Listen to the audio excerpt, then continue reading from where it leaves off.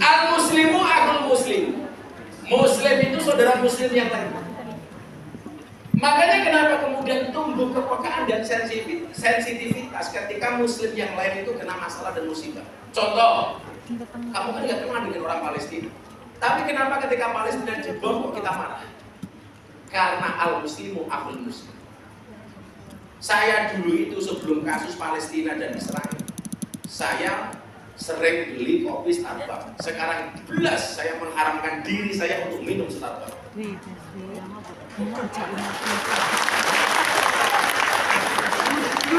Anak saya dulu itu sukanya McD, TPK itu. Sekarang jelas nggak mau makan McD. Kenapa? Karena timbul kepekaan terhadap saudara kita di Palestina. Makanya saya nggak mau makan McD, maunya Mac yang lain.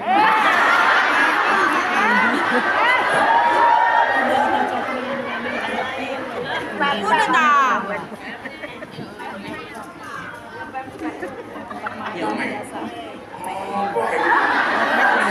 Ojo mau cetak nih. Malah diperjelas. Masih ngomong jomblo ya.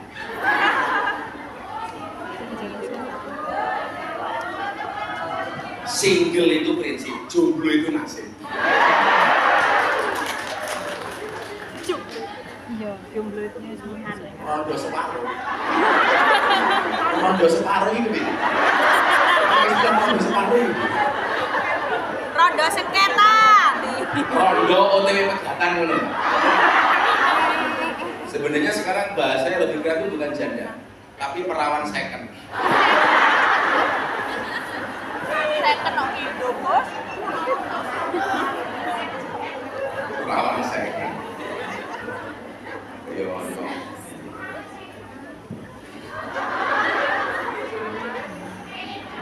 Rayan matamu, Rayan.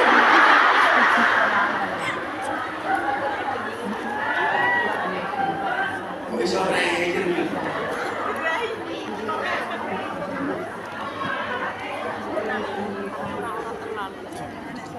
Kamu tahu tata cara sholat? Ini dua orang sholat gini. Kalau makmumnya cuma satu, itu berada di belakangnya jauh apa belakangnya dekat? Jadi ini imam. Ini makmumnya cuma satu. Itu caranya adalah cuma di belakangnya tepat. Minimal satu kaki. Di sinilah. Kemudian kalau muncul makmum kedua, caranya bagaimana? Ini ditarik, ini di belakang mundur, ini di samping. Pelajarannya apa? Kalau ada orang ketiga lebih baik kamu mundur. Iya.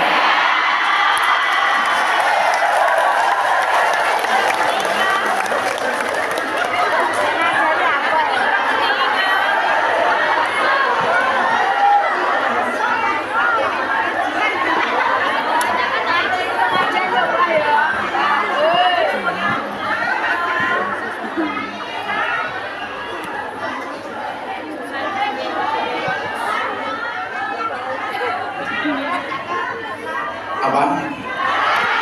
Berani bangun balik.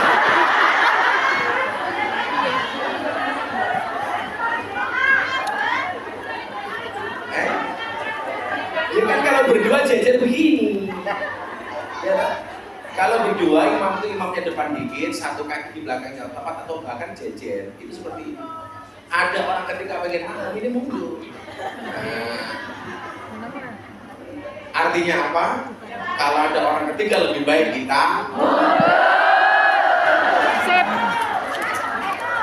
sekoyok nganti tekane Wonosari.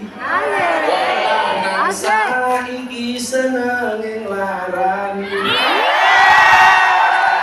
Ake wektuku luwe rapot karo mantanmu.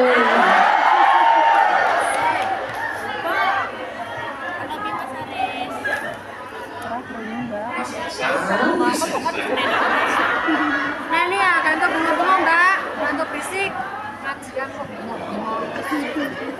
Ada orang ketiga kok ngeyel. Mundur saja. Senang ini ya. Berjuang itu kalau bersama-sama. Ayo Mas Aris. Kan saya bilang kan, pembukaan pidato itu namanya prolog. Penutup pidato itu namanya epilog. Omong-omongan dua orang namanya dialog. Kalau berbicara sendiri namanya Lolo. bukan bisa. Omong-omongan dua orang namanya kalau ngomong sendiri namanya Lolo. monolog. Kalau berjuang sendiri namanya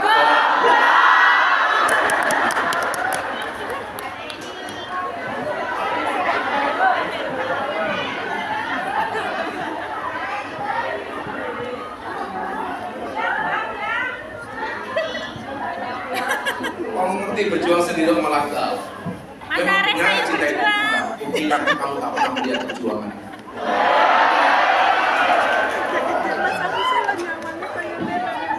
Seperti anyar mana?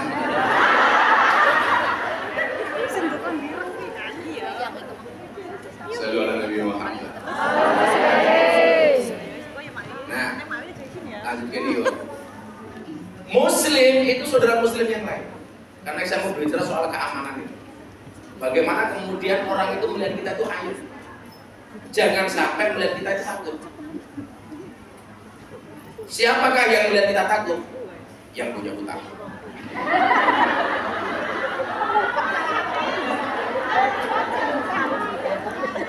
Saya tuh kadang-kadang nggak ketemu nalar di luar Nurul. Nggak habis fikri. Orang utang sama kita, itu kan kewajiban dia bayar. Kita nagih itu sebenarnya nggak perlu kita menjelaskan kita nagih itu untuk apa. Tapi lucunya ambil uang sendiri, tapi kita harus menjelaskan kepada yang berutang uang itu untuk apa. Nggak bayaran kalau aku selama ini. Harus disoteng itu. Kowe ki sing utang ngono. Sing nagih itu ora perlu jelaskan dia apa. Piye piye duwite wonge ora duit. Kok malah sing repot sing duwe. Utang harus dibayar kok ganti HP. Wong yo kok. Jilbabe ireng.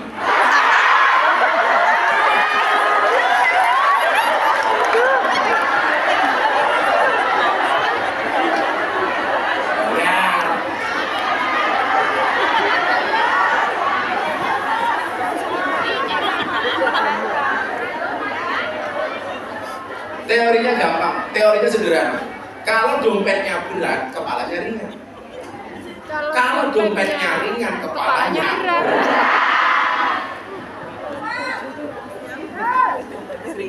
Betul Bu? Betul. Maka beratkanlah dompetmu, bukan dasmu.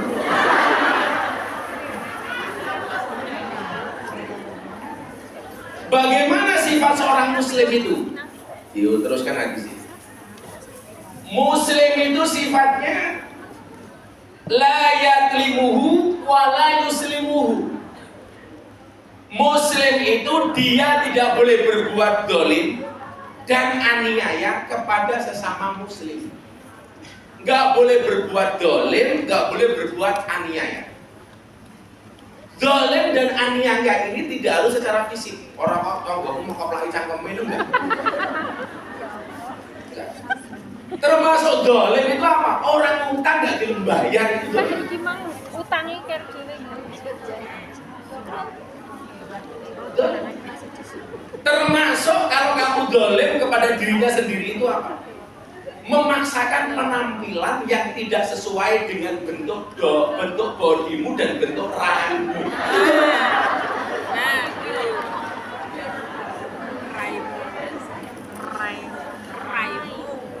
Contoh begini, Bu Nuri cocok nganggo baju umum. Kowe ora pantes nganggo baju umum mau paksa. Itu juga dolim kepada dirimu sendiri. Dolim. Awakmu luwemu tapi nganggo baju metetet. Kuwi dolim.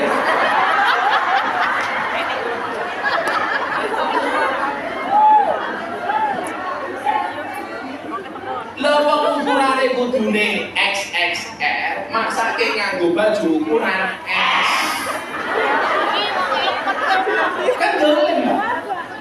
bokonge gede kudune XXL nganggo S akhirnya sempak yang mlebu siling.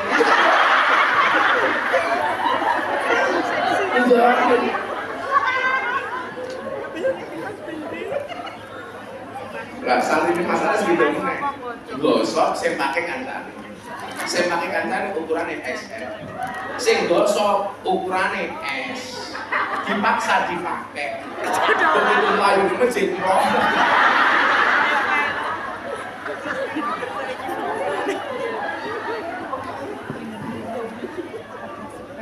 Jadi jangan dipikir ketika berbicara zalim dan aniaya itu hanya sekedar fisik, kekerasan verbal, kekerasan fisik dan lain sebagainya. Zalim itu maknanya banyak. Termasuk kita tidak boleh mendolimi sesama muslim itu dengan apa? Dengan menggunakan lisan kita, tidak boleh. Hari ini mohon maaf, kalau kita keras, zalim kepada orang lain dengan menggunakan kekerasan, saya pikir jarang. Tapi paling banyak hari ini zalim dan aniaya yang menggunakan lisan. Lisan, jari. Jadi jarimu sendiri, jarimu yang berdosa dengan dirimu sendiri itu jauh lebih ringan dosanya dibandingkan jarimu berdosa dengan orang lain.